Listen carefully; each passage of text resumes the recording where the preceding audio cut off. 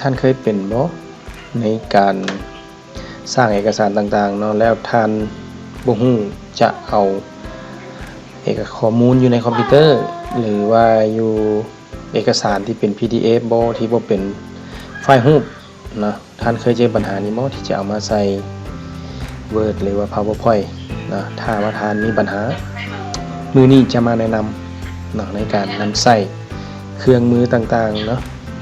ที่เกี่ยวข้องกับโปรแกรมบ่แม่นโปรแกรมเนาะมันเป็นเครื่องมือหนึ่งของมานำ Windows ถ้าว่าท่านมี Windows 10เนาะยิ่งสะดวกสบายนะเครื่องมือนี้มีชื่อว่าเนาะ Snipping Tool นะถ้าว่าท่านอยากได้ Snipping Tool ทำอิฐให้ท่านมาเบิ่งอยู่ที่ปุ่ม Start เนาะปุ่ม Start คลิกปุ่ม Start ขึ้นมาแล้วพิมพ์ใส่อยู่บน Search นี้เนาะพิมพ์ใส่ว่า Snipping Tool นะนี่นะจะเห็นอยู่นี่ Snipping Tool นะตัว Snipping Tool นี่จะแสดงอยู่นี่เมื่อเท่ากับลองคลิกมาเบิ่งนะคลิกมาจะเป็นหน้าแนวนี้นะอยู่ใน Snipping Tool มันจะขึ้นหน้านี้นะนิ้วนี่แม่นการตัดเอารูปหรือว่าตัดเอาขนาดที่เราต้องการนะที่เป็นเอกสารต่างๆเป็นข้อมูลเป็นหน้าจอเป็นอะไรก็ได้นะที่เราอยากจะได้นะ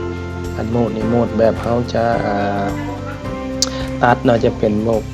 ปกติมันจะเป็นโหมดของสี่เหลี่ยมเนาะตัวนี้นะโหมดของสี่เหลี่ยมหรือว่าตัดเอาเมิดวินโดว์เลยหรือว่าเอาเต็มหน้าจอเลยนะตัวนี้เนาะหรือว่าตัวนี้มันตัดเอาตามที่เราต้องการเนาะ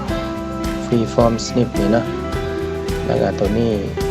ค่าเริ่มต้นมันคือบอไทยดีเลย์เนาะแต่ว่า1 2 3เนี่ยเท่านี้เป็นว่าดีเลย์หน่อยนึงนะอันนี้คือค่ามาตรฐานเนาะเขาสามารถใช้ค่ามาตรฐานก็ได้นะตัวอย่างค่าพระเจ้าจะเอารูปตัวนี้เนาะนี้รูป2โคประตูนี้นำมาใช้รูปอยู่ PowerPoint นะคลิกนี้เนี่ยคลิกนี้มันจะขึ้นแนวนี้มานะเราอยากได้รูปอยู่ขนาดซ้ำนี้เจ้าก็จะตัดเอาซ้ำนี้พอแล้วก็เซฟนะปุ่มเซฟคืออยู่นี่นะเซฟก็คลิกเซฟรูปธรรมดาเนาะจะเก็บไว้อยู่รูปนี้ก็ได้นะอาจจะใส่บอดี้ซื้อมันเนาะบอดี้แล้วก็เซฟไปมันเลยครับผิด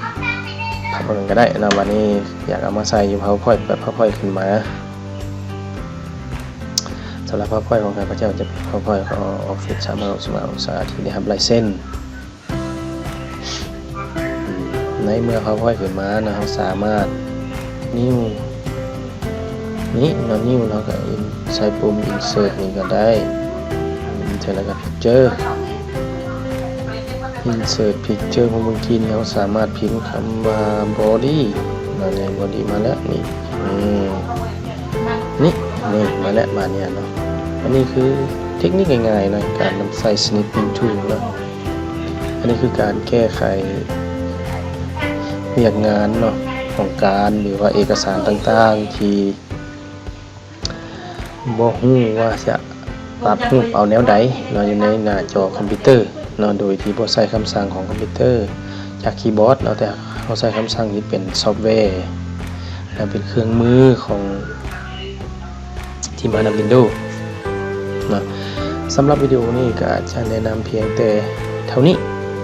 เนาะส่วนอันอื่นเราก็สามารถคอมเมนต์อยู่ใต้วิดีโอได้นะอยากจะรู้ยัง